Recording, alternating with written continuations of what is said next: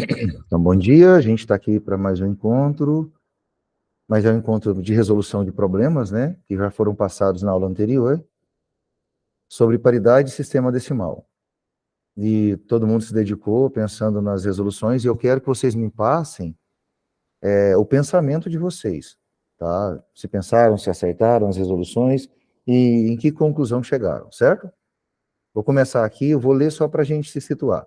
Primeiro problema, o Fernando e a Isaura inventaram um jogo diferente, cujas regras são o seguinte. Primeira regrinha, eles começam uma partida com 128 palitos cada um. Segunda regrinha, em cada jogada, eles tiram par ou ímpar. Se sai par, Fernando dá metade dos palitos que tem para Isaura. E se sai ímpar, Isaura dá metade dos palitos que tem para Fernando. Até aí tá claro? Terceira, eles repetem o procedimento da regra até que um deles fique com o número ímpar de palitos quando a partida acaba. Ganha quem ficar com o maior número de palitos. É porque a quantidade ímpar não teria metade, né? Veja o que acontece com uma partida onde a sequência das 3 primeiras jogadas é par, ímpar, par. Bem, lembrando a regrinha, começar o jogo cada um com 128 palitos. Em cada jogada, eles tiram par ou ímpar. Se sair par, quem ganha é o Fernando. Quem perde é o Fernando, aliás. Saiu par, o Fernando dá metade dos palitos para a Isaura. Mas se sair ímpar, a Isaura dá metade dos palitos para Fernando. Então, essa parte aqui é bem importante para você não se perder quem, né? Deu par. Então, Fernando perde a metade. Deu ímpar, Isaura perde a metade. Ok, né? Então, olha, o primeiro deu par. Se deu par, no início da jogada, acho que eu posso aumentar um pouquinho mais aqui.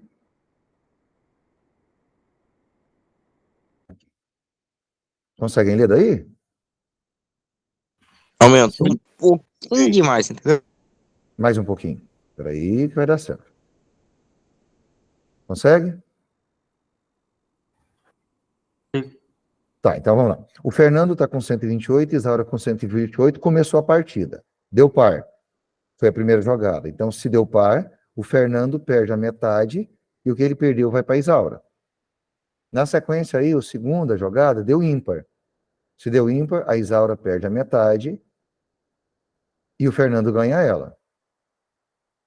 Na terceira jogada deu par, o Fernando perdeu metade para a Isaura, e assim por diante. Aqui é só para explicar como que funcionaria a partida, né? Seguindo aquelas regras, ok? Aí ele começa aqui, complete o esquema com o número de palitos de Fernando e Isaura de acordo com as jogadas iniciadas, né? Eu acho que dá para me completar daqui. Então deixa eu só inserir alguma coisa, e se não estiver vendo em algum momento, vocês me falem, tá? Dá sim, dá para me colocar aqui. Deixa eu só me ajeitar. Tá, o que aconteceu aqui? Fernando e Isaura estavam com 128. Agora é uma outra partida que está acontecendo. Eu acho que eu vou colocar isso aqui de verde. Isso. Eu vou ajeitar essa caixinha que dá para fazer junto com vocês. Tá, o que aconteceu na primeira jogada? Deu ímpar. Se deu ímpar, Fernando fica com quanto? Isaura fica com quanto? Fernando fica com... Fernando com 192 e Isaura com 64. Tá, o Fernando fica com essa quantidade, porque Deu ímpar. deu ímpar, né? E se deu ímpar, a Isaura... Se deu ímpar, quem perde? A Isaura perde metade dos palitos. Perfeito, então vamos lá. Como que fica a primeira jogada? Ela perdeu 64, foi aumentado para Fernando, e ele fica com quanto? 192. Perfeito, 192. Mas o problema que a Isaura, ela ainda está grande aqui, ó. Ok. Espera. Tá certo. E a Isaura, como ela perdeu, ela vai ter subtraído, certo? E ela passa a ter 64. Aí depois, na segunda jogada, o que aconteceu? Deu ímpar de novo. Então, quem ganha a metade dos palitos é Fernando de novo. Fernando de novo. O Fernando, então, aumenta de 192, ele ganha metade daqui. Então, quer dizer que ela ficou com 32, confere? E vai aumentar 32 aqui. O Fernando passa a ter quanto? 224. Acertaram. Bem tranquila a compreensão. E na terceira jogada, deu par. Aí quem se deu bem Fernando agora? perde. Exato, a Isaura se deu muito bem, né? Fernando perde a metade, ele perde quanto? Ele, 112. 112. Então ele vai ficar com 112, porque perdeu a metade. Vai aumentar 112 para a 112. Isaura, 144. 144. Então, se a partida acabasse aqui, por algum motivo, né, não terminou o jogo, porque quem ficar com quantidade ímpar que acaba, não tem como dividir, mas se parece que até agora a Isaura está ganhando, ela teve perdendo só, né? Bem tranquila essa primeira, todo mundo acertou? Sim? Tá, então vamos voltar. Letra B. Uma partida, tem mais alguém tentando entrar. Deixa eu olhar aqui na... Ah, tá. Qualquer coisa, vocês me ajudam lá com o chat, tá? Uma partida acabou quando o Fernando ficou com 101 palitos. Na última jogada, saiu par ou saiu ímpar? Acabou porque ele ficou com 121. Par. 101, né? Tá, mais alguém? Aqui, primeiro eu descobri a quantidade de palitos que a Isaura teve, Vou diminuir aqui um pouquinho. que seria complementar a de Fernando, porque Esse- o total de palitos que está sempre em jogo é sempre 256. Então dá Exato. para determinar o total, os palitos de Isaura com os de Fernando.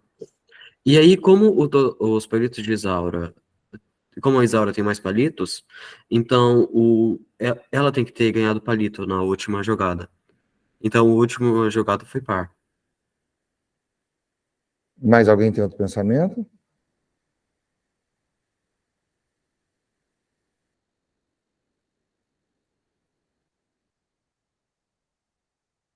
Não?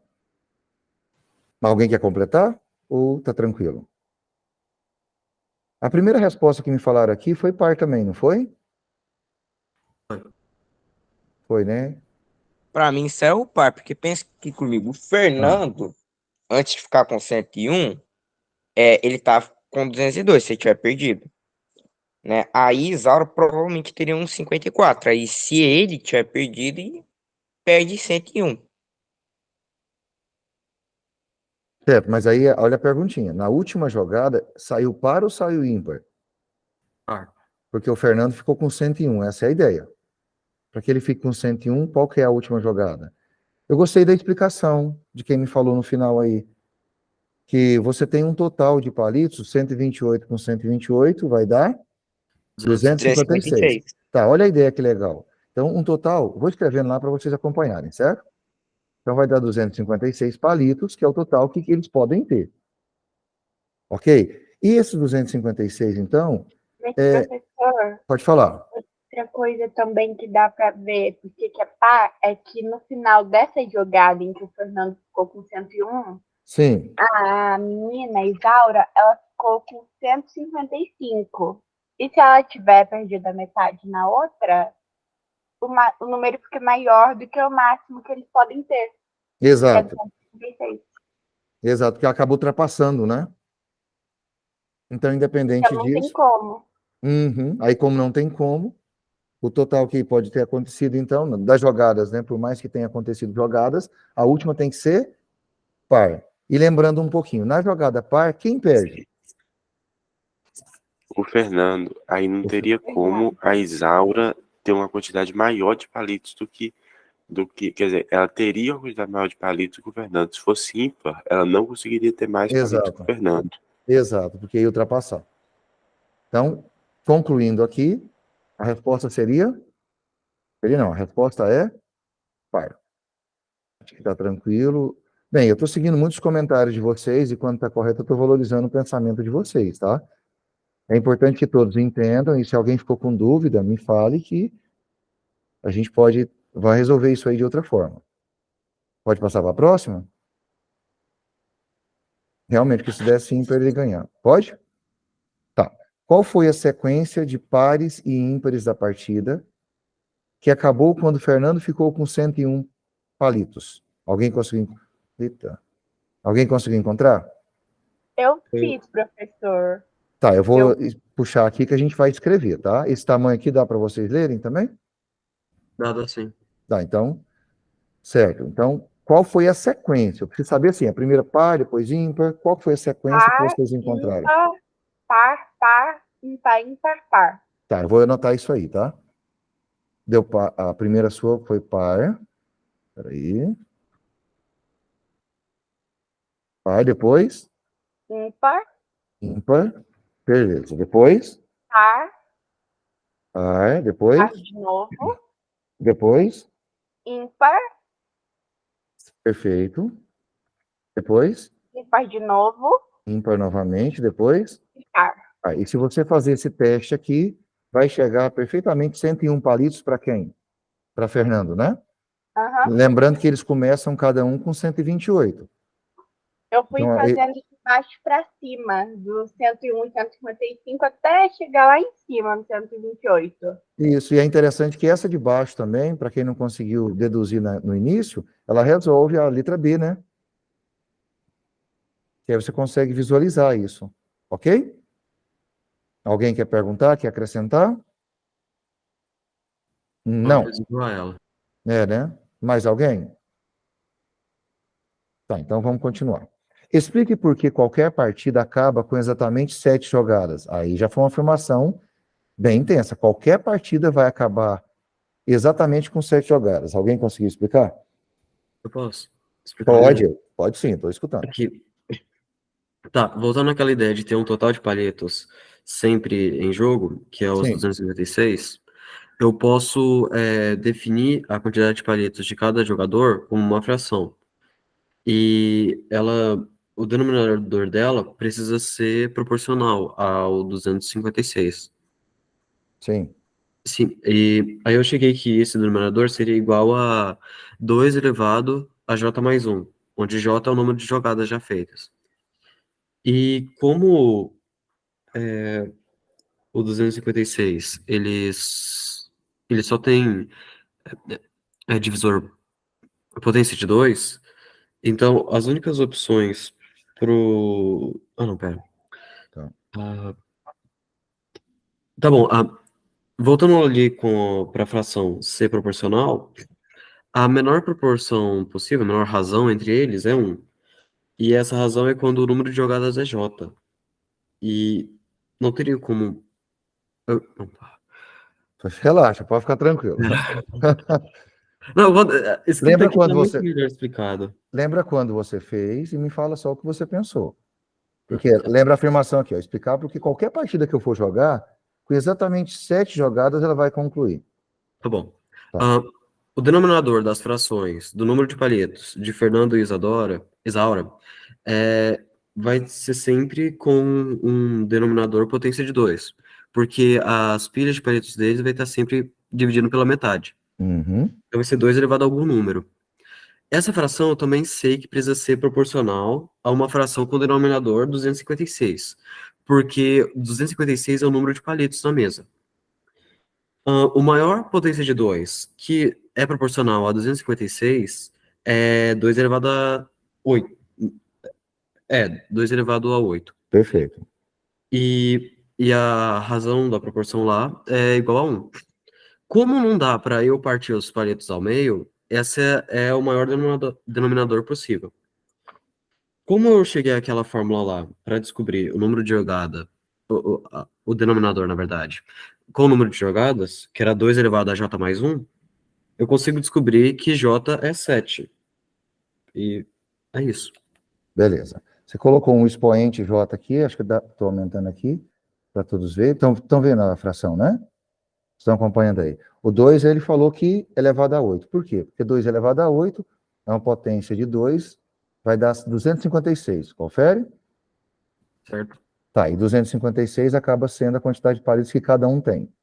Então, imaginemos que eu comece a jogada e caia um par. Alguém vai começar a perder ou ganhar. Certinho? Então, ela inicia a partida aqui. Mas como são duas pessoas, pelo que eu estava entendendo no seu comentário, aí você fez uma razão que, na verdade, está dividindo pelas duas, é isso? Ah, não, Eu não coloquei o J, eu não coloquei, porque isso aqui vai justificar o N-1. Aqui você tinha colocado um J, eu vou repetir. sim. Tá, então vamos lá. O J, e aqui o expoente desse 2, como não tem, ele vale quanto? 1. 1. Foi essa a ideia inicial, não foi? E Ah, aqui vai dar uma regrinha de potência. Então, o que está acontecendo aqui? Na divisão de potência de mesma base, o que a gente faz? Repete a base e subtrai o expoente. Então, essa seria a ideia. E como 256 é 2 à oitava, esse 8 aqui, menos 1, vai ficar 2 elevado a 7. Essa foi a ideia? ah, É uma não, eu vou justificativa. mandar uma imagem no grupo. Foi mais que eu defini a quantidade de cada jogador, e aí eu reparei no denominador e fiz essa relação. Perfeito. Não, mas está correto. Está correto. E do jeito que você explicou, você deve ter escrito também, não foi? Lembrem assim, ó, uma avaliação, a primeira fase não tem isso. Lembra que eu falei que a preparação de vocês aqui é focando a segunda fase? Porque é lá que vocês vão ter que mostrar esse tipo de pensamento aqui. Não esqueçam que vocês estão escrevendo para alguém olhar, entender o raciocínio e corrigir. Tá? Então, sejam claros na hora de escrever, usem símbolos ou vai no texto mesmo. Tudo é aproveitado, tá bom? Professor, nessa eu fui mais simples. Eu coloquei Sim, de 2 a sétima era 128 mesmo. sim. Porque quando tem 2, 2, vai ter o oposto de ficar dividindo por 2. Você foi fazendo por tentativa até chegar na solução. Eu só peguei qual que daria quando vai dos expoentes 2, qual que daria com 128. Certo, Porque e aí você sabia já que pegou direto 2 a 7, né? Mas qual a conclusão que chega só no 220, no 128 e não no 256?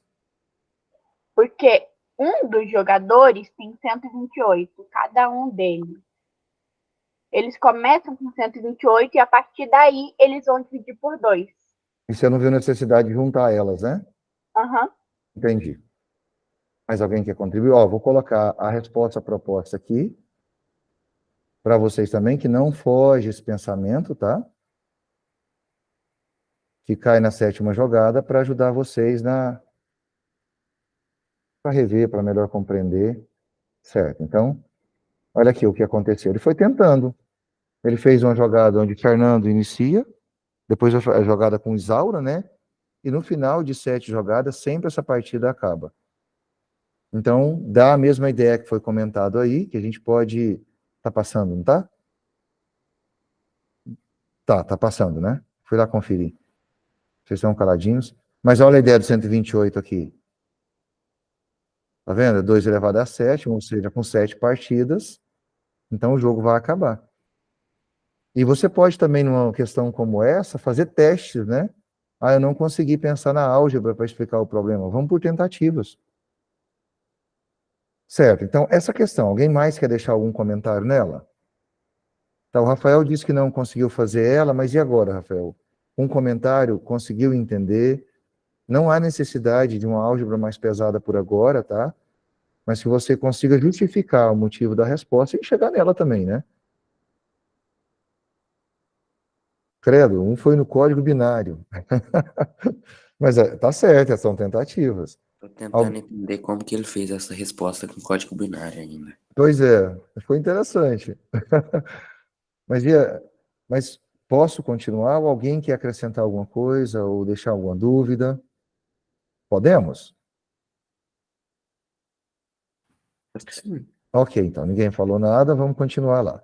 Nesse momento, a gente vai agora para o problema 2. Eu vou deixar isso aqui depois de novo no grupo para vocês, tá? Eu sempre estou mandando o que a gente constrói aqui lá para vocês reverem, viu? Um algarismo é afiliado de um número natural se ele é o algarismo das unidades de algum divisor desse número. Então, se ele é localizado como o algarismo das unidades, lembra que a unidade, dezena, centena. Por exemplo, 1, a unidade é só ele, né? O 2 é 2. Mas quando eu vou para o 14, posso aumentar aqui? Quando eu vou para o 14, a unidade, quem ocupa essa casinha aqui? É o 4. Quem ocupa a casinha das unidades aqui? É o 8.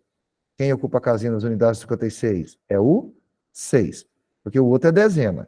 Então, esse algarismo, ele é considerado afilhado se um número natural, de um número natural, né? Se ele é o algarismo das unidades de algum divisor desse número. Tá. Logo, os afilhados 56 são 1, 2, 4, 6, 7, 8.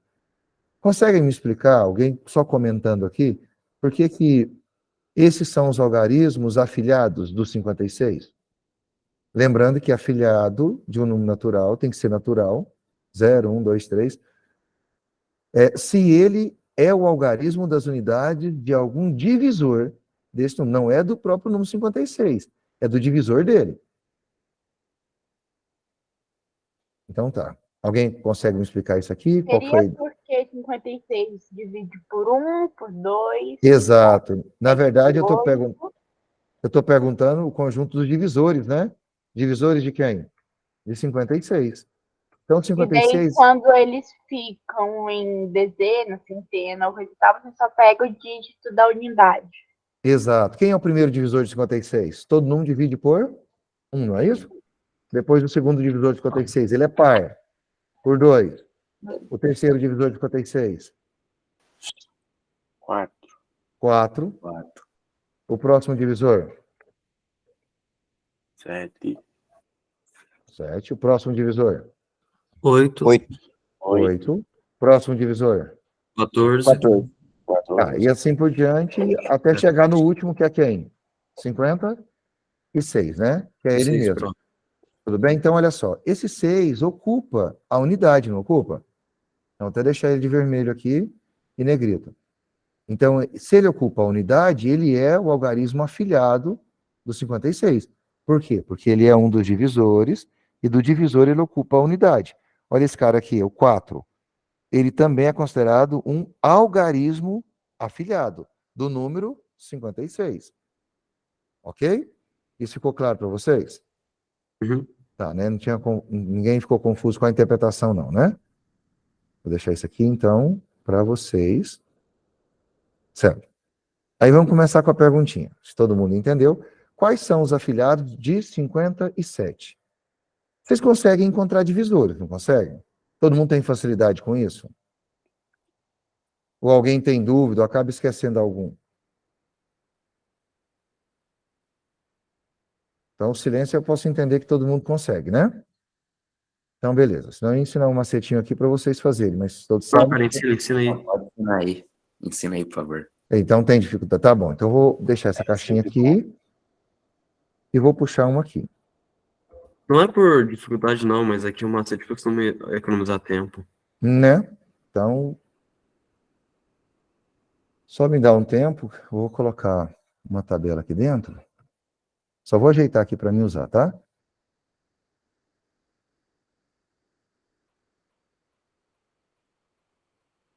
Isso aqui é porque eu vou organizar os divisores, certo?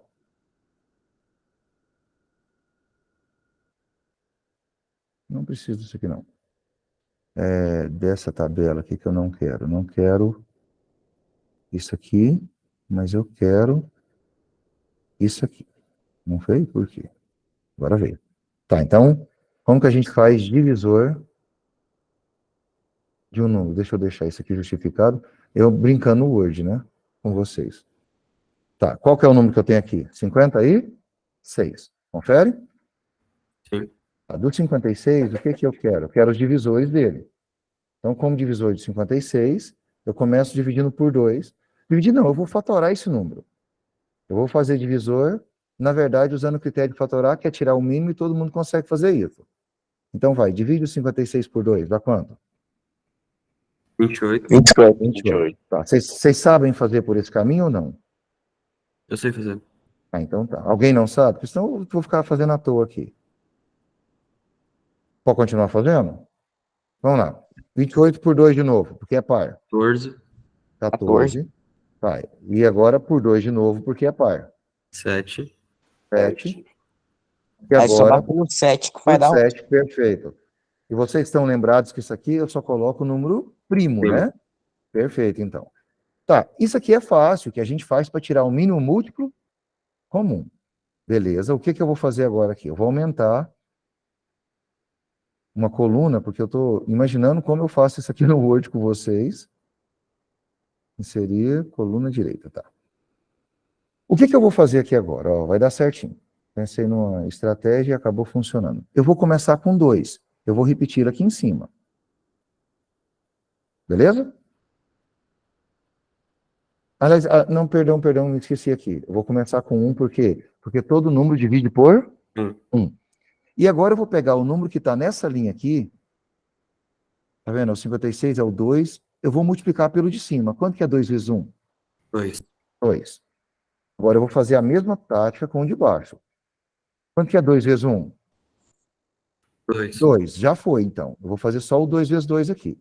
Quanto que é 2 vezes 2? 4. 4, então dá 4. Então, próxima.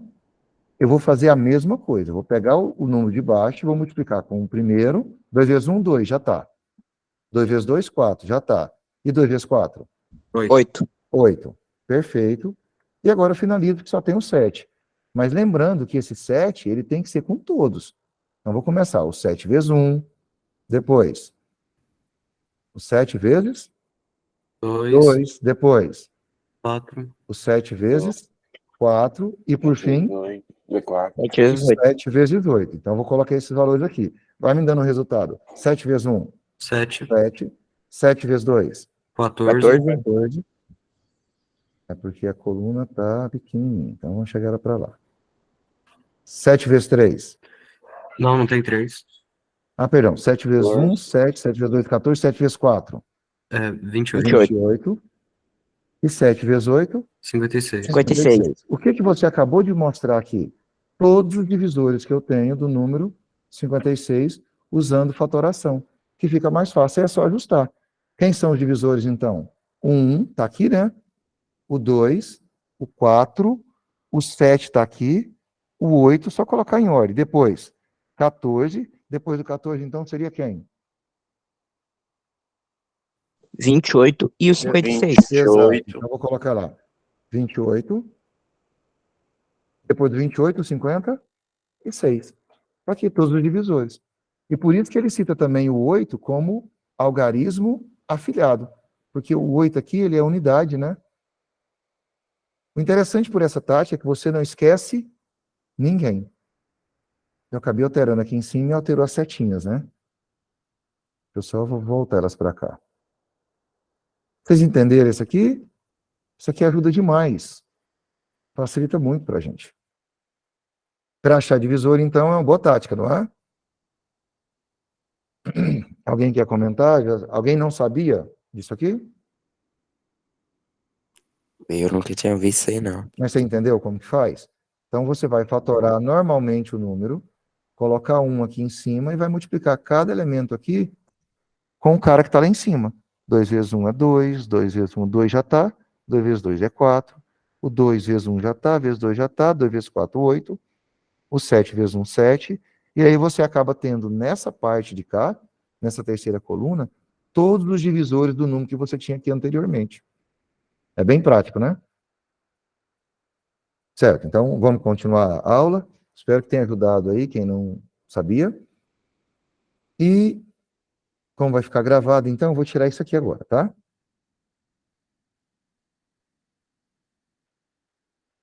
Certo. Quais são os afiliados 57? Faz a mesma coisa com 57 e quem conseguiu fazer já me passa. Vocês pensaram nisso aqui? Não, eu não fiz dessa lógica aí, mas para mim os afiliados do 57 é o 1, o 3, o 9 e o 7. Tá, por quê? Porque os divisores de 57 você deve ter encontrado por alguma forma, né?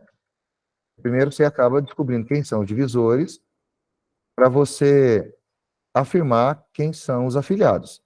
Então, do 57, o primeiro divisor, 1, que já está na unidade, então é afiliado. O segundo, O 3. 3. Terceiro, 19. 19, 19. E o quarto, 57. 57. quem são os afiliados aqui? 1, 1, o 3, 3, o 7 e 9, o 9. porque tudo está na unidade. Então, percebeu que a primeira parte para resolver esse exercício é entender o conceito de um número afiliado. Depois você faz.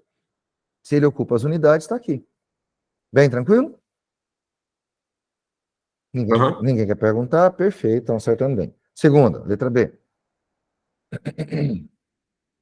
Na letra B, acha um número que tenha o 7 e o 9 como afiliados, mas não o 3. Quais são os afiliados desse número? Tá, acho que eu vou diminuir um pouco aqui para caber a pergunta toda. Não cabe ainda. Certo, então olha só, você tem que descobrir que número que é que tem o 7 e o 9 como afiliado, mas não pode ter o 3. Então, quais são os afiliados desse número? Estou perguntando duas coisas, quem é o número e os afiliados dele, né? Vocês conseguiram descobrir quem é o número? Sim, eu achei o 49 e os divisores, os afiliados 49? dele.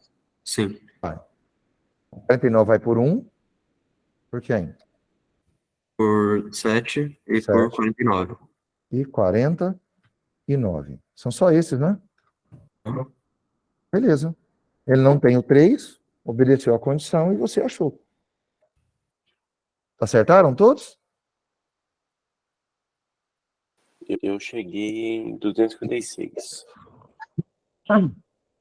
256? Quer dizer, 266. 266. Tá, Uai, eu e os pensei divisores de que precisava 266? ser o número 9. Eu vou fazer aqui quando já vi essa parte dos É. divisores, porque eu pensei em 17 e. 17 não. 7 ou 17. Eu pensei em 7 e 19. Ah, entendi. Essa questão de divisor, você tem calculadoras online. Eu vou fazer isso aqui agora, bem mais prático, que a gente está corrigindo, né? Divisores. Calculadora de divisores de um número. Tem várias aqui. 266? Mas não dá, não. Não, Ele porque tem. Ele vai dividir por 3. Vai dividir por vai dar 133. isso, vai dar 1, 2, 7, 14, 19, 38, 133. Aí já furou, né? Porque o 133 já vai ter o 3 Foi. como algarismo. Ok? Bom que eu posso É testar isso aqui agora mesmo. com vocês.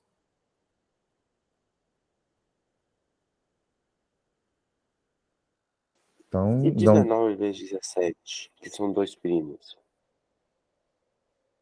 19 vezes 17. Você fez o Não, produto? ele vai ter o 3 como unidade de um fator, Certo. porque É, ah, 3 vezes. 7 vezes 9 vai dar 63. aí vai ter um 3, Vamos né? multiplicar um número divisor de outro, né? Se terminar em 9 em um e o outro, então pode ser um lado, 7, vai resultar 63. Aí vai ter o 3 no final, não vai ter como. Sim. O próprio produto já estraga, né? Ele é 323, 17 vezes 19, não foi que você falou?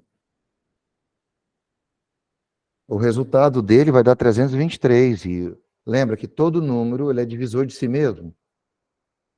Então não precisa nem testar ele, porque já vai ter o 3 como algarismo que a gente precisa e não vai atender, porque o 3 não pode.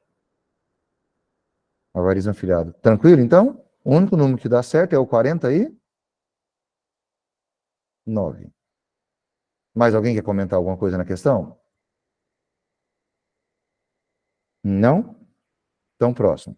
Explique por que 2 e 5 são afiliados de qualquer número que tenha o zero entre seus afiliados. Então, as Ó, primeiras. 0 é um número considerado par. Aí vai todo par divide por 2, consequentemente vai ter 2 como afiliado. E na questão do 5, qualquer número que termina em 5 ou 0, divide por 5. Certo? Fiz igual Mais a ele. alguém? Tá correto, viu? Foi praticamente isso. Só que No zero, eu considerei que o número tinha que ser divisível por 10. Porque por zero mesmo ele não seria. Ele teria que ser divisível ou por 10, ou 20, 30, 40, algum múltiplo assim, que é múltiplo de 5 também. Ok também. Mais alguém? Aqui, ó. Vou deixar essa ideia que vocês falaram. Se o número tem um divisor terminado em zero, então este número é múltiplo de quem? De 10. Se ele é múltiplo de 10, automaticamente ele vai ser múltiplo de 2 e de 5 ao mesmo tempo, não é isso? Porque 10 é 2 vezes 5, é o produto. Ficou claro aqui? Aham. Bem tranquilo, né? Então, eu vou deixar isso aqui também para vocês. Certo. E a última, depois eu volto ela para cá. Explique por que o 8 é afilhado de qualquer número que tenha 0 e 9 entre seus afilhados. Estou carregando muito aqui. E a Mandaram letra resolução C. da questão passada no chat. Tá, mas pode. Dá uma passada nesse no chat aqui? Tá, aí acertou, né? Deixa eu ir lá ver. Aquela do 7 e do 9, Isso. que eu errei.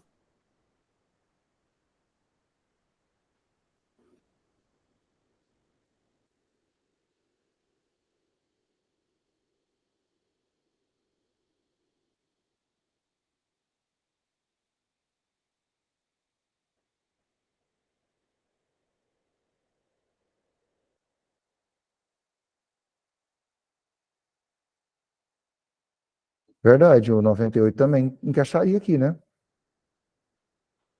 E ele corresponde à alternativa.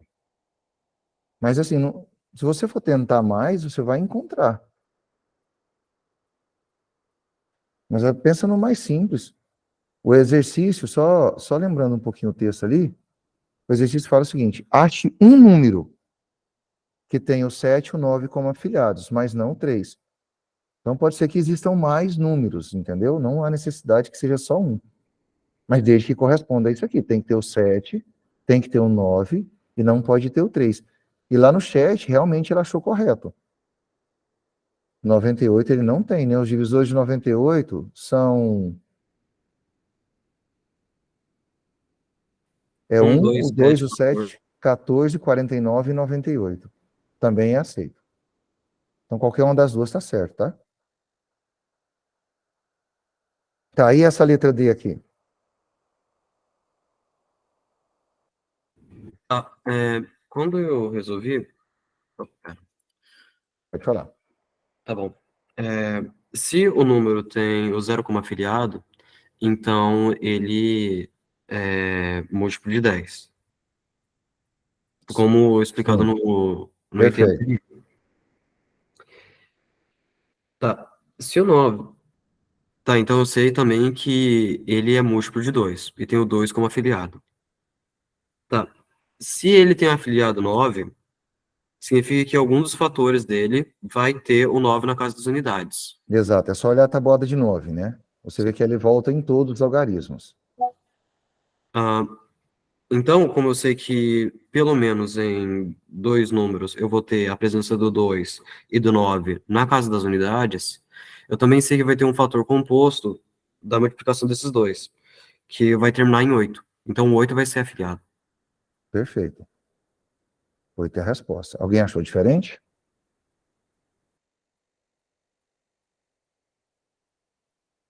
Foi mais ou menos isso aqui, não foi? Se um número qualquer tem um 9 e o 0 como afiliado, então, a gente viu aqui anteriormente, mas eu não preciso colocar isso aqui. Ele é um número par. Como o 9 é afiliado dele, algum número ímpar terminado em 9 é o seu divisor. Portanto, ele é divisível por um número terminado com o algarismo 8, porque o 9 ele passa nas unidades todos os algarismos, né? Do 0 até o 9. Assim, 8 é afiliado de todo número que tem 0 e 9 como afiliado. Então, há necessidade que ele seja par e que ele seja um múltiplo de 9. Tá tranquilo aqui? Como é que tá? Tudo bem a explicação dada anteriormente. Que alguém quer acrescentar ou a gente pode avançar? Pode, né? No chat lá vocês vão me ajudando. Problema 3. Helena brinca com um tabuleiro 3x3 preenchidos com algarismo 0 ou 1. Da seguinte maneira, ela atribui o número 0 a cada linha, coluna ou diagonal, cuja soma de seus algarismos seja par, e o número 1 a cada linha, coluna ou diagonal, para o qual a soma seja ímpar. Em seguida, ela calcula a nota do tabuleiro, que é a soma dos números que ela atribuiu. Então, está ali o exemplo da nota. A nota foi 4. Né? Aqui no cantinho está a imagem da situação aí. Então, ela colocou a soma de todos aqui, né? Distribuiu esses algarismos também aqui. E deu um exemplo aqui. A nota do tabuleiro ao lado é 0, mais 0, mais 1, mais 1, mais 0, mais 1, mais 0. Que deu 4. Tá, então, primeira coisa é entender a situação do tabuleiro. Ele tem 3 linhas e 3 colunas, só pode ser preenchido com 0 e 1. Então, ela atribui o número 0 a cada linha, coluna diagonal, cuja soma de seus algarismos seja par, e o número 1, para cada um, a soma seja ímpar. Vocês entenderam a formação desse tabuleiro? Que é a primeira coisa? Se for ímpar é 1, se for par é 0. Não, por exemplo, esse primeiro aqui, ó, ocupa a primeira casa. Nessa casinha aqui, é ímpar ou é par? Você está na primeira casa. É ímpar. Então, ímpar vai colocar qual número? 1. Se for par, vai colocar qual número? 0. 0. Beleza, então... Nossa, era isso? Era. Primeiro é que a gente tem que entender como que se dá a formação do tabuleiro. Aí depois que você compreende a situação proposta, que você parte para a resolução. Mas, tá, e agora se for par, ó, ela atribui o número 0 a cada linha, coluna ou diagonal, cuja soma de seus algarismos seja par. Tá, então eu comecei com 1 aqui. Na segunda, por que tá 1? Porque a soma deu ímpar. 1, mas não tem nada, só tem 1, 1, né? E 1 mais 1, por que manteve 1 na coluna aqui? Tá, primeiro eu quero entender a formação. O que vocês entenderam disso?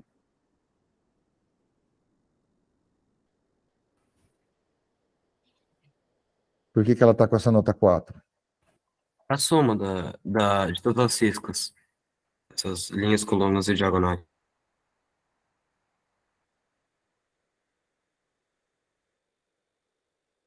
Mais alguém? Tá, já que vocês não estão falando, vamos entender qual é a nota do tabuleiro a seguir. Tá. Olha como que está esse tabuleiro e qual que é a nota que vocês veem aí. Só lembrando, mais uma vez, eu vou fazer a leitura aqui. Helena brinca com o tabuleiro 3x3, está claro o tabuleiro aqui do lado.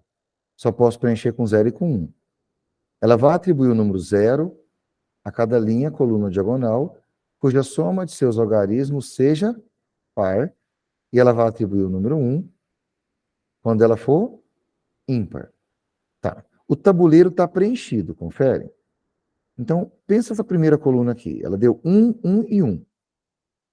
A soma deu quanto? 1 mais 1? 2 mais 1? 3. 3 é par ou ímpar? É ímpar, então vai 1. Vai 1. Olha essa segunda coluna. 0, 0 e 1. A soma deu 1. É par ou ímpar? Ímpar. Então, vai 1. A terceira coluna. 1, 0, 1. 1 mais 1? 2. 2. 2 é par ou ímpar? Par. Par. Então, deu 0. Entendeu? Para par é 0, para ímpar é 1. Agora a linha. 1, 0 e 1. Par. Dá 2. 2 é par, é 0. 1, 0, 0. Ímpar. Deu 1 ímpar, 1. 1, 1, 1. Par ou ímpar? Ímpar, 1. Perfeito? E a diagonal que a gente não fez. 1, 0, 1. Dá 2, par. Par é 0. Agora entenderam a formação do tabuleiro. Uhum. Agora sim, a gente consegue fazer. Ele pede assim, ó. Qual é a nota do tabuleiro a seguir? Esse tabuleiro aqui, qual seria a nota dele? Deu 5. 5. Alguém fez diferente?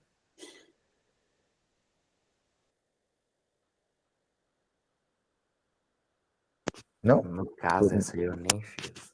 Não consegui. Não, mas você entendeu agora como que ela é feita? Olha, o enunciado eu até entendi, eu não consegui chegar na solução. Tá, então vamos lá entender ela, vamos fazer juntos.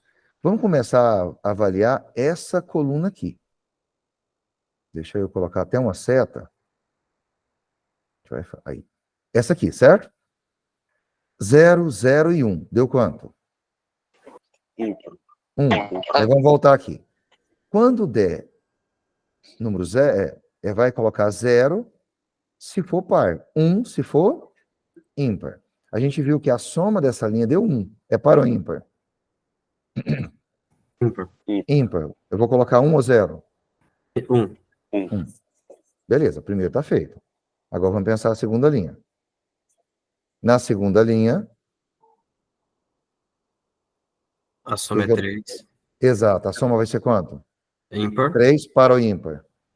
Ímpar. Ímpar, coloca 1. Ímpar, 1. Perfeito. E na próxima linha aqui? A soma é 0. A soma é 0. 0 é para o ímpar. Par. Então vai ser 0. Perfeito? Agora a gente vai para as colunas. Nas colunas, o que vai acontecer? Primeira coluna. Vai ser 1, porque é ímpar. Deu 0, 1, 0 é ímpar, então vai ser 1, confere. Na segunda, Vai ser ímpar também. ímpar também é 1. E na terceira? E o par vai ser 0. Par vai ser 0, perfeito. Agora, na diagonal faltou, né? Vamos ter que pensar a diagonal aqui. Nessa diagonal, eu vou pegar essa seta aqui emprestada, ela vem para cá. Na diagonal. A diagonal, a soma deu 1. 1 é par ou ímpar? Ímpar. É ímpar. Ímpar é quem? Certo. Agora, para resolver esse problema, você vai somar. Eu vou somar quem? Vou somar todos esses números. Então, 0 não precisa. 1 mais 1. Você esqueceu a outra diagonal. Isso. 1, 2, 3, 4, 5. Você esqueceu a diagonal? É a outra. Mas e agora? Outra diagonal vai dar par, vai dar 0, no caso. Como? Porque tem a outra diagonal ainda para resolver isso aqui. Ah, sim. Não vai dar 0, porque coloquei. mais Perdão. 1 é 2. 2 é par, vai zerar. É porque o mais 1, 2 vai zerar. Eu não prestei atenção aqui, é verdade. Então, essa diagonal eu tinha deixado de somar, mas vai dar 0, a soma continua 5, né? Pensei em fazer e não fiz. Mas ficou claro agora? Sim. Então, é importante que você entenda o que o exercício está te falando para depois começar a fazer, porque uma compreensão errada vai te levar para um lugar muito distante. Ou transformar uma coisa muito simples em coisa difícil. Ok? Tá, e agora preenche o tabuleiro abaixo de 4 maneiras diferentes e de modo que todos tenham nota 8. Agora foi por tentativa, né? Vocês conseguiram fazer? Sim. Eu vou... Vamos lá. Lembra, todos a nota tem que ser 8, essa é a condição. Como Professor, você consegue fazer 2 deles preenchendo só uma diagonal com o número 1. Exato. Já resolve 2 Daí eu não casos? sei, você coloca a diagonal no primeiro com 1, no segundo a outra diagonal, daí outro preenche todo, e no próximo você coloca parte de cima, parte de baixo. Sim. Eu deixei aqui o exemplo, ó.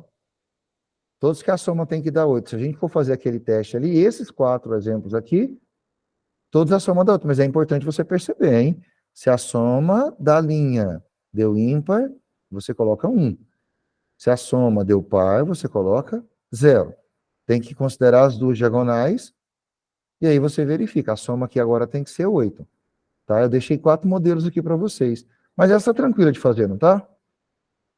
Agora, depois que a gente entendeu como que resolve o processo, tá tranquilo ou não? Tranquilo. Ok para todo mundo? Então Continuo vai. sem entender. Sério? Essa parte aqui de cima, letra A, você entendeu? Também não. Não. Beleza, então. Vou voltar aqui. A Helena brinca com o tabuleiro 3x3. Você entendeu que são 3 linhas e 3 colunas? Aham. Sim. Você está vendo esse zero aqui em cima na diagonal? Tô. Está de vermelho. E tem uma seta na diagonal. O que está nessa diagonal? 1, 0 e 1. Concorda? Sim. Conseguiu ver? Tá. Aham. Soma isso aí para mim. 1 mais 0. 1, 1 mais 1. 2. Essa soma deu 2. Mas o que ele fala? Ela atribuiu 0 quando a soma der par. 1 quando a soma der ímpar. A soma deu 2, a soma deu par.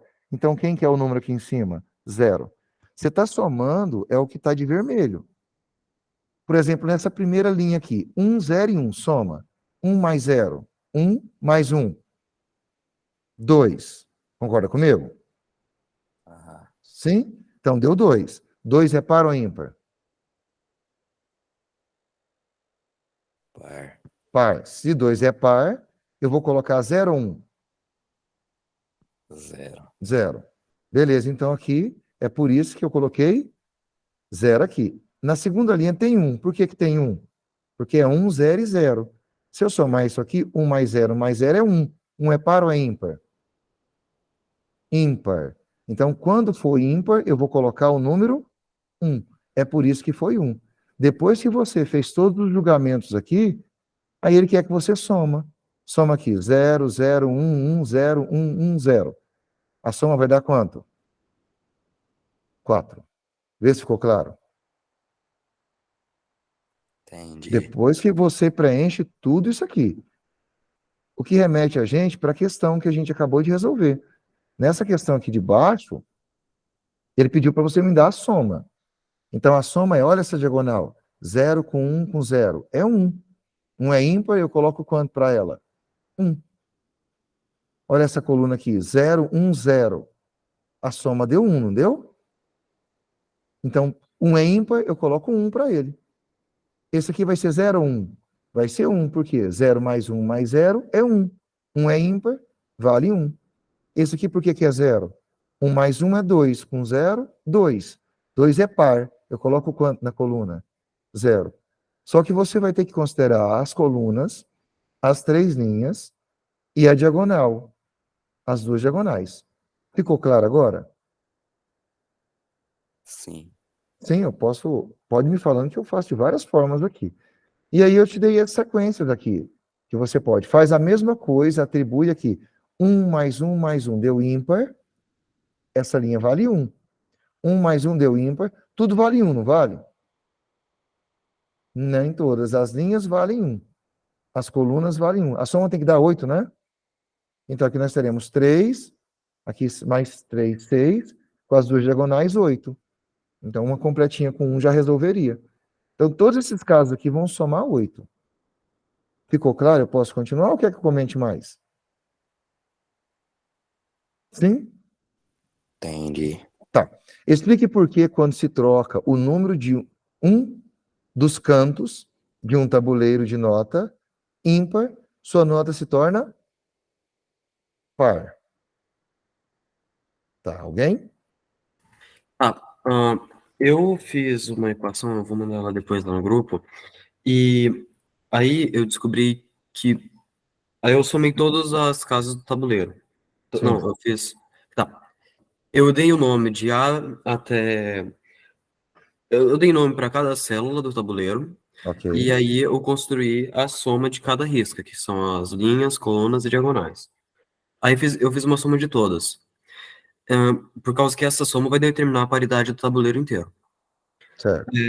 Aí, quando eu fui somar, eu descobri que o peso para a célula do meio é 4, o peso para as células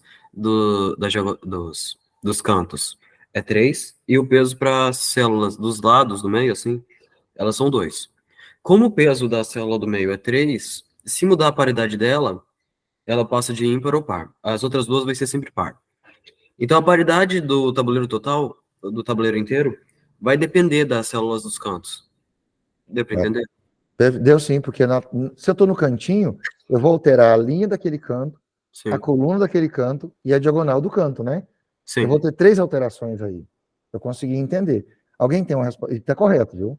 Alguém tem uma resposta diferente dessa? Olha essa daqui. Ao trocar o número de um dos cantos do tabuleiro, soma-se 1 na troca de 0 por 1. Porque vai transformar de... Ele sempre vai mudar, né? De par para ímpar. Ou subtrai 1.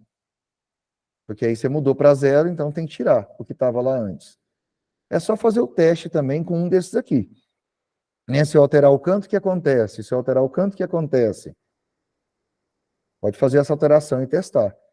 Então, assim, das 8 somas, 3 linhas, 3 colunas e 2 diagonais, 3 vão trocar a paridade. E as outras não vão mudar.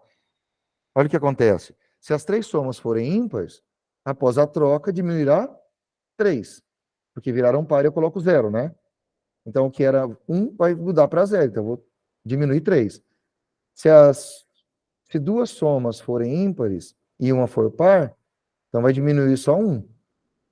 Se uma soma for ímpar e as 2 forem pares, aumentará 1. Se as 3 somas forem pares, após a troca, a nota aumentará 3, porque virou ímpar e vai virar, o 0 vai transformar em 1. Então, em qualquer caso que você for mexer, como a nota era ímpar, e se a soma ou subtrai 1 ou 3, a nota vai ser 1 par. Porque de um número ímpar, se eu tiro um número ímpar, dá sempre um número par? Testa para mim. 7 tira 3. Sim, vai dar sempre um par. 4. 5 tira 3, dá 2. Então, espero que com a explicação aqui tenha dado certo, mas você pode também fazer o teste com os tabuleiros que você fez anteriormente. Né? Altera o cantinho e vê o que acontece com cada um deles.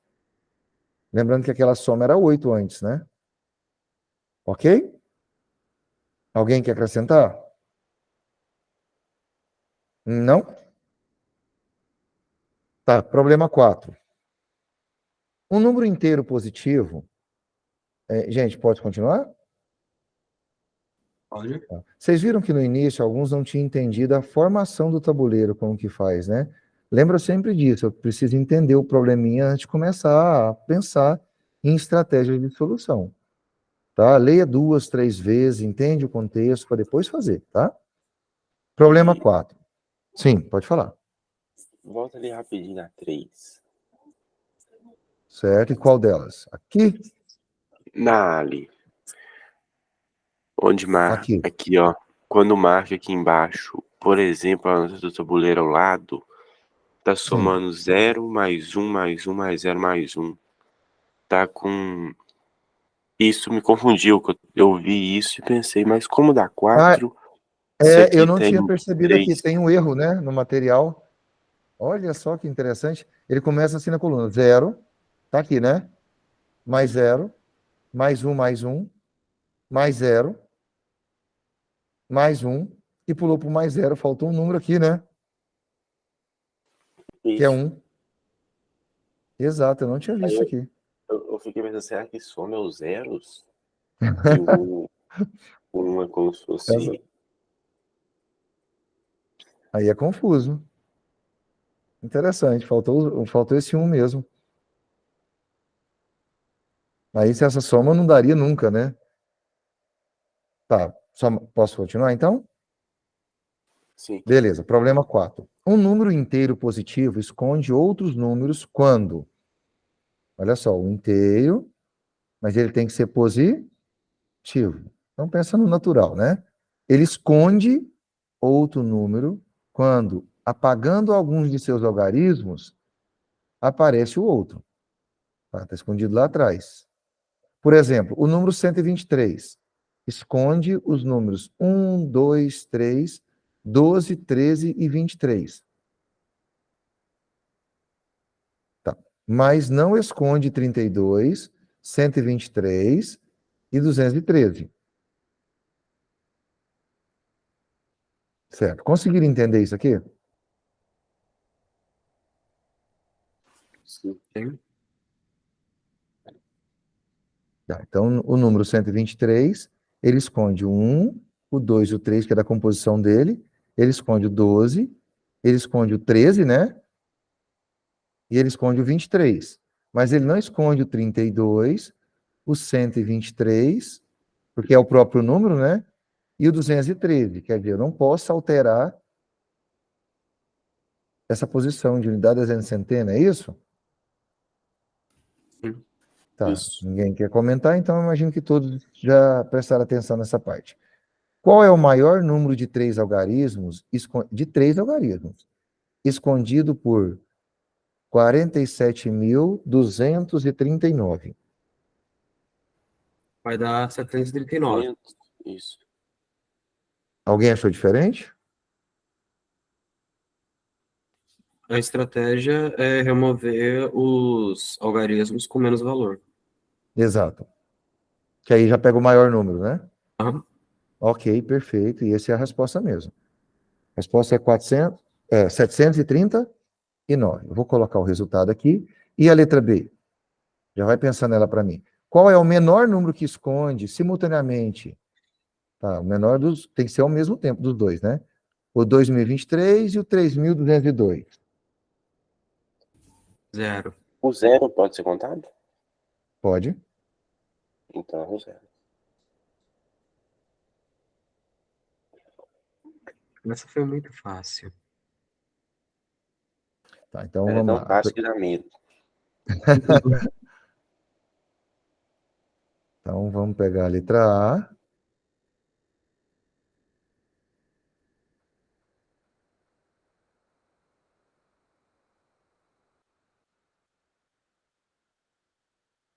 Aí deixa eu jogar lá. Então vou colocar a resposta aqui para vocês da letra A. Então vocês acertaram 739, certo? Isso. Ok, para obter o maior número possível de três algarismos escondidos, devemos primeiro fazer com que esse número tenha o maior valor possível na casa das centenas. Então é só pegar o 7 e deixar no lugar do 2, né? Para isso, devemos apagar o 4 e deixar o 7 na casa das centenas. Feito isso, buscamos o maior valor possível para as casas das dezenas e depois das unidades que a gente tem lá. Pode continuar então, né? Letra B. A letra B tem um problema que eu quero discutir com vocês. Na Como que vocês B pode ser 32.023, se juntar os 202 está no final do 3.202, mas o 202 está no começo do outro, porque eles Tá. podem se sobrepor. E fica Qual- 32.023. É, porque eu preciso de um número que vai esconder tanto um quanto o outro, né? Sim. Então, Daí, se você apagar o primeiro número, Ah, é fica verdade. 2023. Se você apagar o último, fica 3.202. E o zero você manteve. Sim. Tá, Você então, só sobrepôs as partes que são 202, uma sobre a outra. perfeito. E a resposta, então, vai ser? 32.023. E a resposta está exata. É isso aí. Como o número procurado esconde 2023 entre seus Hs aparece o 2, o 0, 2 e o 3, nessa ordem, ele também tem que, como ele esconde, ele vai esconder, na verdade, né? 3.202. Então, entre esses algarismos aparece o 3, o 2, o 0 e o 2. Logo, o número, você fez a junção dos dois, né? Eu sobrepus a parte que aparece no mesmo número. Beleza. Ficou assim. E os números eram o 2023 e o 3.202. Os números que eles Sobrepôs tinham em eles. comum eram 202 e eles se encaixavam. Ambos estavam bem no lugar para ligar os dois números. Então, ou era coincidência demais, ou era para ser. E aí, quando a gente vê o menor, já dá uma vontade de jogar o zero, né? Exato. Exato. E aí, querem comentar? Ó, qual o menor número que esconde simultaneamente? Tem que ser os dois ao mesmo tempo. Então, os dois escondem o número que é sobreposto a eles, né? E aí, pessoal, quer comentar essa letra B ou a gente avança? Pode ir? Tá, 5 então. O contrário de um número de dois algarismos, o contrário de um número de dois algarismos, ambos diferentes de zero, é o número obtido trocando-se a ordem de seus algarismos. Por exemplo, o contrário de 25 é 52. Você trocou a ordem. E o contrário de 79 é 97. Obtenha os números e seus contrários que dão as somas indicadas ou justifique caso não seja possível obter algum deles como soma de um número com o seu contrário. Mais uma vez, o contrário ficou claro, né? Agora é para obter os números e seus contrários que dão as somas indicadas ou justifique caso não seja possível obter algum deles como soma de um número com o seu contrário. Os números são 44, 99, 121, 135 e 158. Alguém conseguiu pensar em alguma resposta? Sim, eles só serão possíveis se forem múltiplos de 11. Isso acontecendo lá na... Se você passar para declarar um número. Então, os possíveis são só o 44, o 99, o 121 e o 165. É. 44. O 131 não. Não, não é. Tem que ser o número com a soma de seu... Tá. Mas eu queria escutar outra resposta. A sua está correta.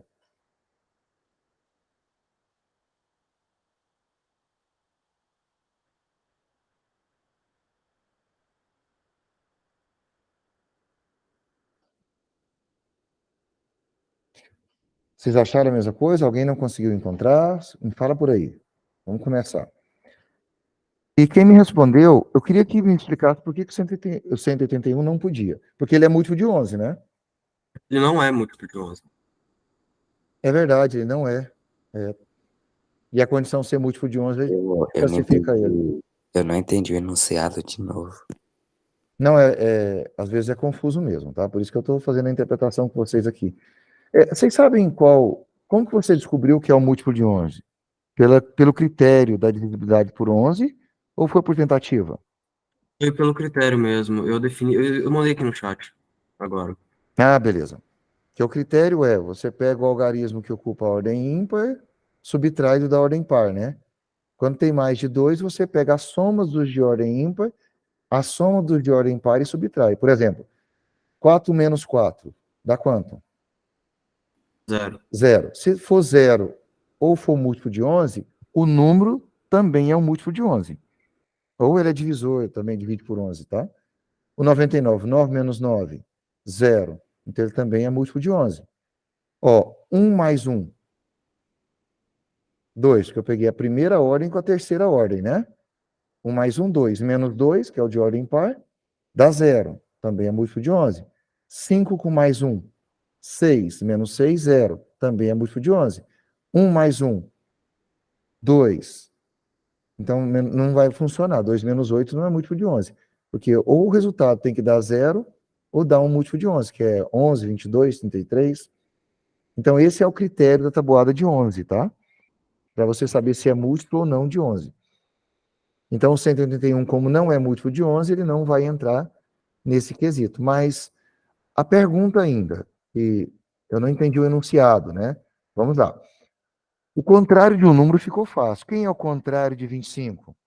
30 aí? 50 aí? 2. Você troca o algarismo 5 com o algarismo 2.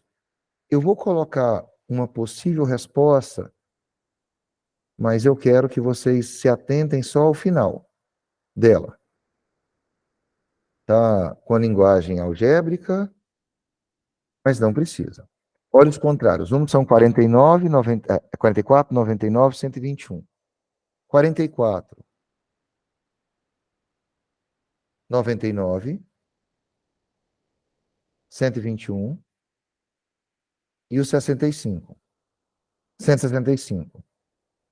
Tá. O 44, como que ele chegou nessa parte de 22 mais 2? O 181 tá aqui. Alguém me falou, colocou alguma coisa no chat? Eu quero olhar antes de comentar essa aqui. Ah, tá aqui, né? É a mesma coisa. Isso, você fez a mesma coisa, só que você fez com múltiplo de 11. Eu entendi agora. Eu fui lá olhar, eu queria ter vindo aqui, acabei não continuando. Perfeito. O Rafael entendeu o que o exercício estava pedindo, Rafael? Então ele quer que obtenha os números e seus contrários que dão as somas indicadas ou justifique caso não seja possível obter algum deles como soma de um número com o seu contrário. Por exemplo, ó, o 13, ó, o 22 com o 22. O 22 é o contrário do 22, não é? Então a soma de 22 com 22 dá 44. Ele perguntou quais são as somas. Foi as somas? Obtenha os números e seus contrários que dão as somas indicadas, ou justifique caso não seja possível obter algum deles como soma de um número com o seu contrário. Que aqui não dá certo, somar um número com o seu contrário. Então, o 44. 44, na verdade, é o resultado de 22 com 22. O 99. E de 45 com 54. Lembrando que 45 e 54, eles são contrários, não são?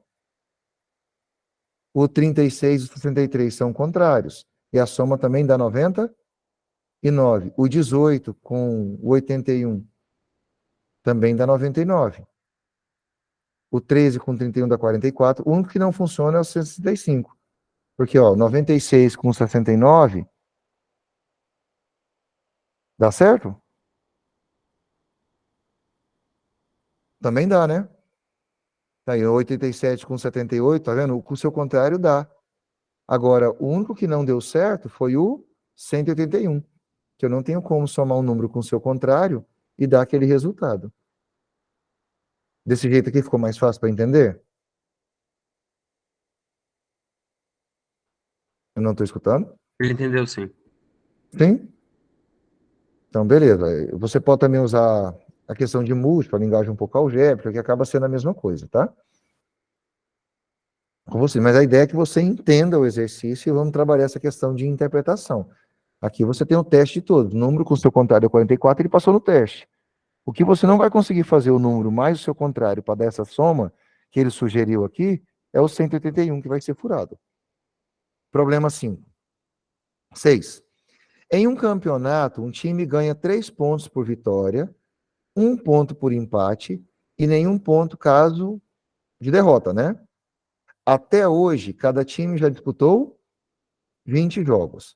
Se um desses times venceu 8 jogos e perdeu outros 8 jogos, quantos pontos ele tem até agora? Tá, e aí? Primeiro se descobre o placar dos jogos, se foi vitória, derrota ou empate. Certo. São 20 jogos, então 8 ganharam, 8 perderam, e o resto foram os empates. Fazendo essa soma, a equação, você acha que foram 4 empates. Agora é só passar para a equação lá dos pontos. Os pontos vai Sim. ser 3 vezes o número de vitórias, mais o número de empates. Ok. Então vai ser 3 vezes 8 mais 4. Vai dar 28. 28 foi o placar, o score desse time. Tá, e mais alguém achou a resposta? Achou diferente? Não houve derrota, né? Houve sim, houve 8 derrotas, mas ela não conta no número de pontos. Sim, porque é 0, né? Mas você precisa considerar ela, porque se deu empate, é ganhar um ponto e alterar o valor no final. Ok. Se um time ele venceu 8 e perdeu 8, É só pegar, empate pegar 8 mais 8 dá 16. 16 tira do valor do total de jogos que jogaram, que foram 20, sobra 4. Ele certo? pegou o total de empates. Então são 4 empates. Ok? Aí depois você só atribui os valores, né? Para cada um e total de 28 está correto. Aqui é a respostinha. Então, como o time disputou 20, venceu 8, perdeu 8. Então, empatou alguns, que o total de empate é 20 menos 8, que ele venceu, menos 8 que ele perdeu, que deu quanto? 4. Para cada vitória ele ganha 3 pontos. Logo, 8 vezes 3 é 24. Única que eu acertei até agora. Foi? Ah, então já tá bom. Quando empata, ganha 1. Preocupa não, de 6 já acertou uma e tirou dúvida das outras. Gente, o que foi feito, o que seria do acerto se não tivesse o erro, né? A gente erra para depois não errar mais, aprende com ele. E dúvidas ou dificuldades a gente sempre vai ter. Na figura temos um aparelho com 3 discos. Olha, C ocupa a centena, D as dezenas e U as unidades. Vamos lá para aquela interpretação básica nossa. Eu acho que eu já vi uma setinha interessante que eu posso usar. Essa minha amiga aqui já ajuda. Vamos deixar uma cor bem básica para ela. Aqui. Certo, então olha só. Aqui ocupa as unidades, certo? Tá aí, unidade, dezena e centena. Deixa eu pegar... as cores que não estão ajudando, mas vai ser essa aqui mesmo. Nas unidades, qual o algarismo que está lá? O 4 na dezena, o 9 na centena, o 7. O número de controle é 12, tem um 10 mais um C menos o D mais o U. Tem uma expressão algébrica aqui e vamos entender o texto ali agora. Na figura temos um aparelho com 3 discos C, D e U, nos quais aparecem em ordem os algarismos 0 a 9. O seu visor mostra o número CDU, a partir do qual é calculado o número de controle. O número de controle que está aqui, ele está nessa expressão. É o 10 mais o C menos o D mais o U. Então, só subtrai a dezena, né? Por exemplo, quando o visor mostra o número 794, esse número está aqui, certo? Eu vou pegar o 10 mais a centena, que é 7, confere? Menos a dezena. A dezena foi 9, mais a unidade foi 4. Fazendo a operação deu quanto? 12, e aqui está o número de controle. Então, a máquina de calcular, ela já tem a expressão pronta para ela, né? E o que a gente está fazendo é entender o funcionamento. Ficou claro? Sim? Tá, então vamos considerar... Beleza. Quando giramos o disco C, ou o disco U, ou o disco D... Peraí. Quando giramos o disco C, ou o disco U, o disco D gira junto. Então, o D ele vai embora junto com os outros. Não é possível girar o disco D de modo independente. Eu não posso mexer nas dezenas.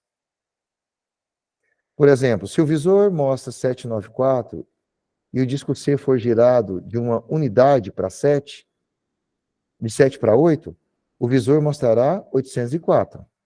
Quer dizer, o 4 foi mantido, não foi? Das unidades? Eu giro aqui onde está o 7, o 4 vai ser mantido, mas a dezena vai mexer. Certo? Aí o visor mostrará 804. Por outro lado, se o disco U for girado uma unidade de 4 para 3, então o 3 mantém, o 7 mantém, lá manteve o 8, que era o anterior. O que é que eu quero agora? Qual é o número de controle quando o visor mostra o número 804? Essa é tranquila, é só você jogar na expressão algébrica, né? Quem fez, deu quanto?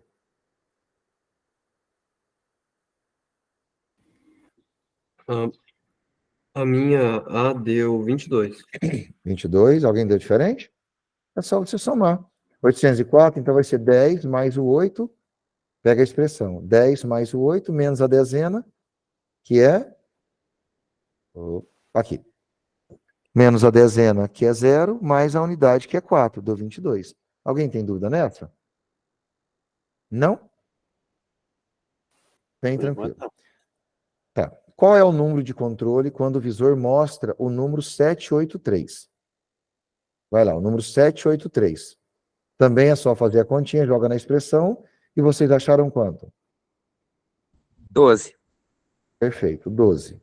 Então é 10 mais... Perceberam que esses problemas têm muita questão da interpretação, né? E é importante você estar fazendo. É ela que importa para a gente. Tá. Próximo. Quando o visor mostrava 690, girou-se o disco C ou o disco 1 de uma unidade. E o número de controle não se alterou. Qual passou a ser o número do visor? Quer dizer, eu vou pegar o 690 como referência, achar o número de controle, eu vou girar um deles para fazer o teste e apresentar a solução. Qual solução da letra C vocês acharam? Eu achei 580. Alguém achou diferente? Não? Questão de show de bola. Aí, ó. O 690, o número de controle seria 7, então o que não vai mudar é o 7, né? Então mostramos na tabela possíveis giros que tem aqui. Então no final, o que deu certo mesmo, tem que manter o 7 ali, foi o 580. Se virou para 7, se virou para 5, se virou para 1, se virou para 9, o que aconteceu? E aí você já tem a formação do número. Tá vendo que o 580 aqui, o 6 gira para 5. Alguém achou diferente?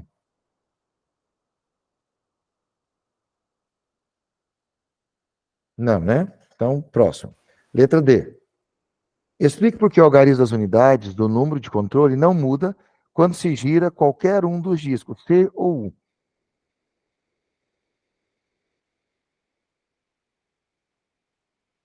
Essa foi muito confusa para mim. Você fala essa ou a anterior foi? Não, a letra D. Ah, tá. Eu cheguei que, por causa das roletas é, rodarem sempre igual, a distância entre os números delas sempre se mantém. Então, isso não vai influenciar na soma. E eu mostrei isso daqui algebricamente, só que ficou confuso e errei. Ela acaba pegando, se for por álgebra, não é muita letrinha. Aí você vai mexer com centena, vai mexer com unidade, né? E ter certeza dos dois valores. Alguém tem explicação mais simples?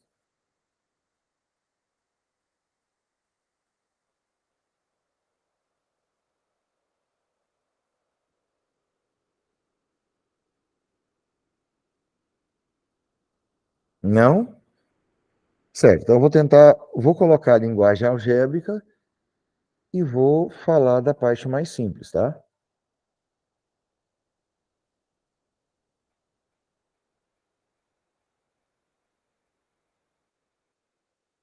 Aqui, ó. O que ele fala? Vamos ver o que acontece quando giramos o disco C para cima. Então, se C for diferente de 9, aí ele citou uma linguagem algébrica aqui, depois ele construiu uma tabelinha aqui e chegou na conclusão de 0, 10, 10, 0. Ok? Se você for fazer o teste com valores também, você vai perceber as terminações. Então, um momentinho que alguém está chamando, né? Que não.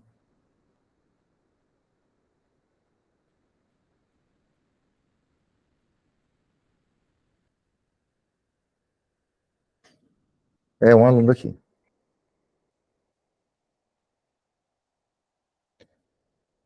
Vai entrar agora, tá?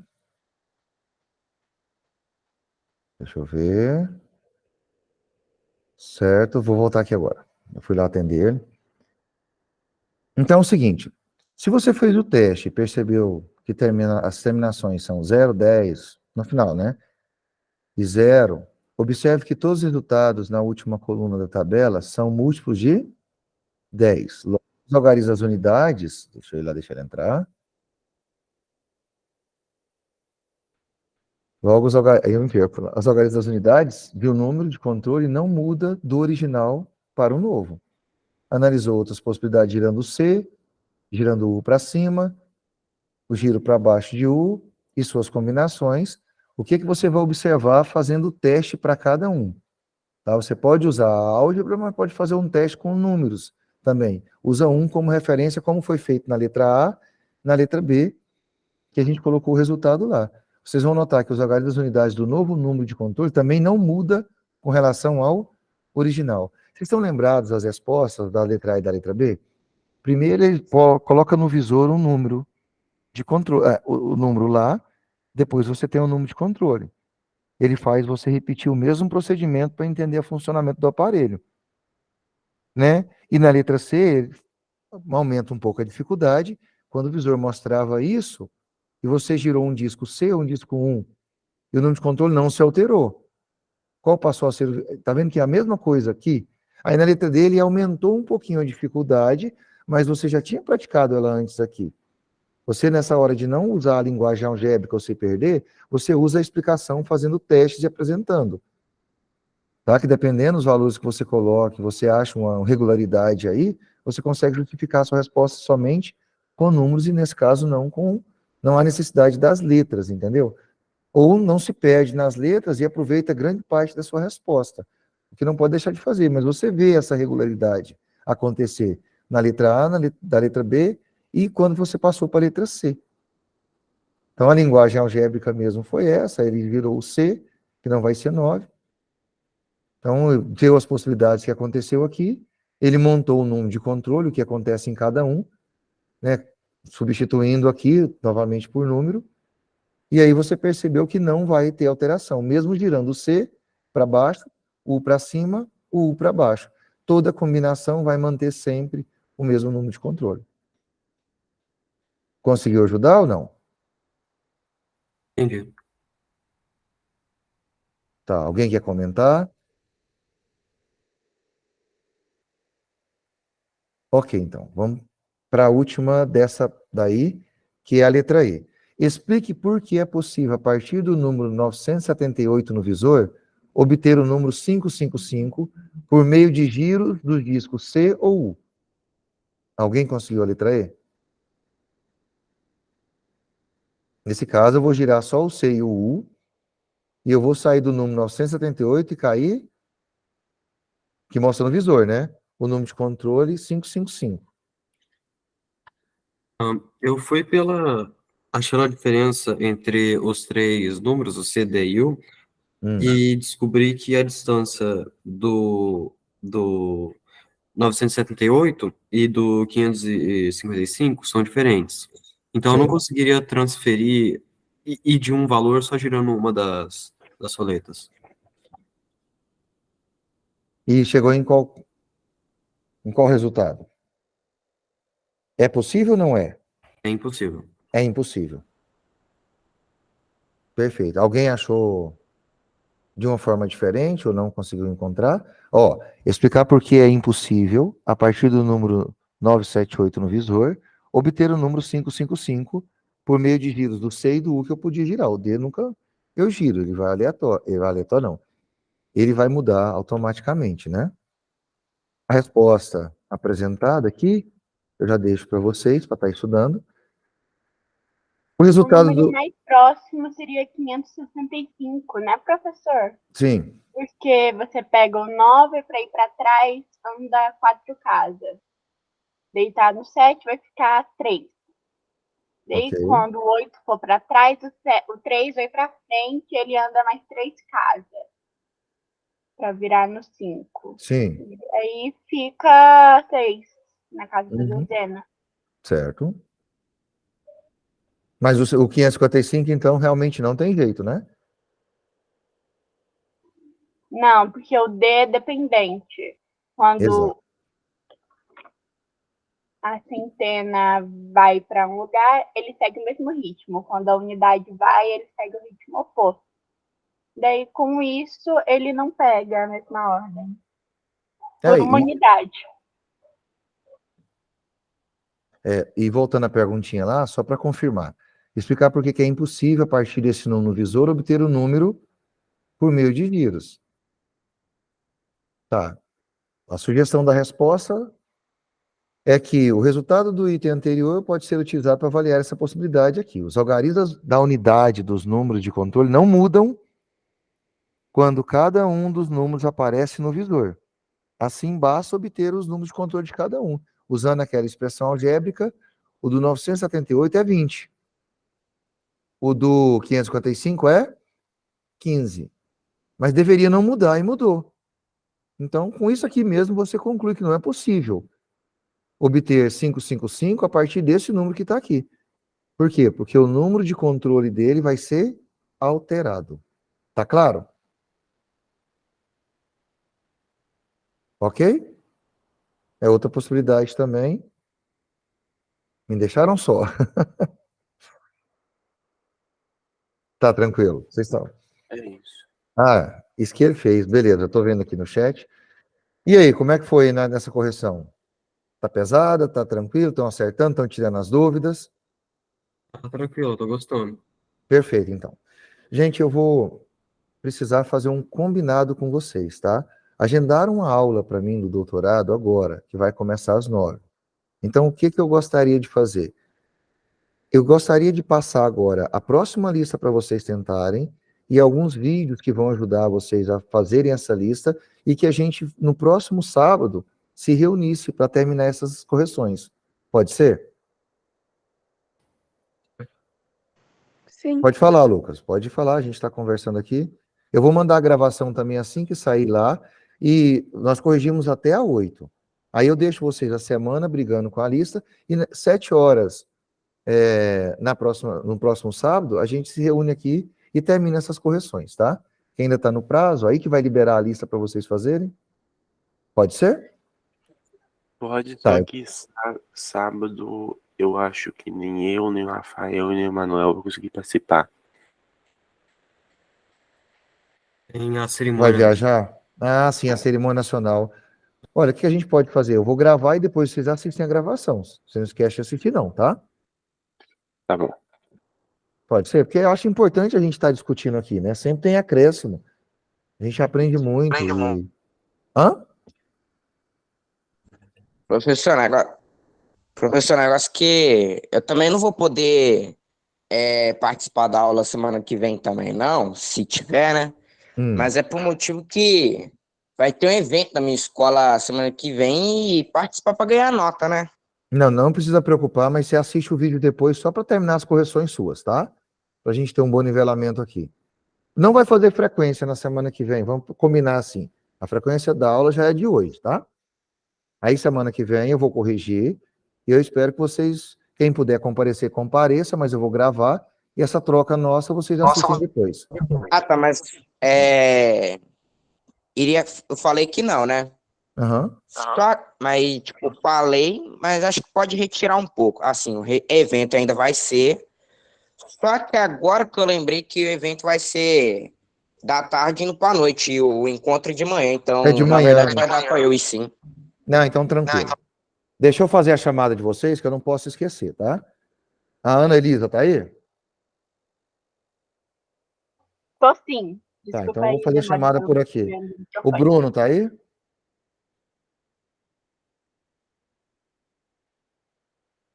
Bruno tá? Coloca o nome no chat, mais fácil. Ah, e tem a foto também. Você tirou foto na passada, né? Mas Professor, o meu, que o senhor já tinha perguntado, eu também coloco? Chat? não, já tá ok. Ok. O Luiz Gustavo, Matheus. Então eu já vou colocar lá no. Vou finalizar a gravação, que eu tô até esquecendo. Ok.